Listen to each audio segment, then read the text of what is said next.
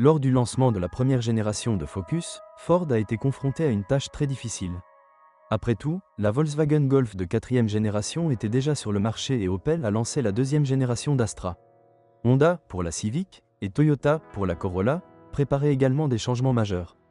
Les concepteurs du groupe américano-allemand savaient donc que le succès sur le marché ne pouvait être obtenu que par une voiture raffinée, capable de rivaliser avec les meilleurs. Ford a abordé la tâche avec beaucoup de courage.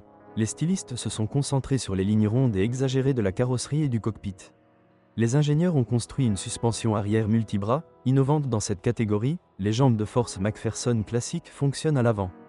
Les opinions sur les caractéristiques de conduite de la Focus sont claires. La Ford Compact est considérée comme l'une des voitures les plus performantes depuis ses débuts.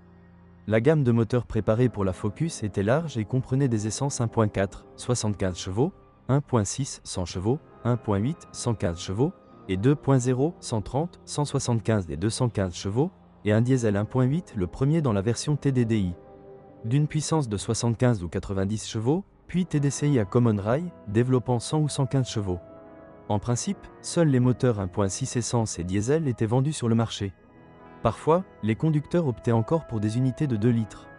Nous avons choisi un Break Ford Focus avec un moteur 1.6 pour le test. La compacte de 100 chevaux n'est pas un démon de la vitesse, mais elle répond pleinement aux besoins d'un conducteur moyennement exigeant. La voiture est assez dynamique et en cycle combiné, elle consomme 7 à 8 litres d'essence. En ville, la consommation de carburant augmente jusqu'à environ 10 L 100 km.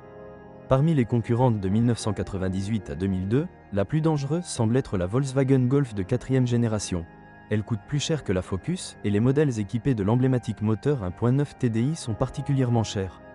L'Opel Astra de 2e génération a des prix similaires à ceux de la Focus i.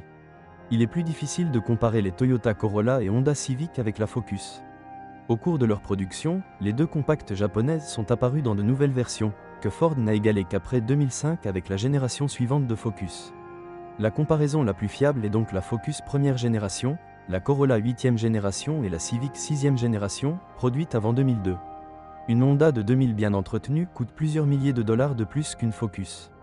Ce sera probablement une voiture équipée du moteur à essence de 1,4 litres de 90 chevaux le plus populaire du marché. Les prix des Corolla sont très similaires. Dans le cas de cette voiture, il est préférable de rechercher une copie produite après 2000, lorsque la voiture a subi un lifting. Dans une classe aussi peuplée, choisir une voiture est difficile. Sans aucun doute, la Ford Focus est supérieure à ses concurrentes en termes de style et de suspension. Cependant, en termes d'unité d'entraînement, il est légèrement plus faible.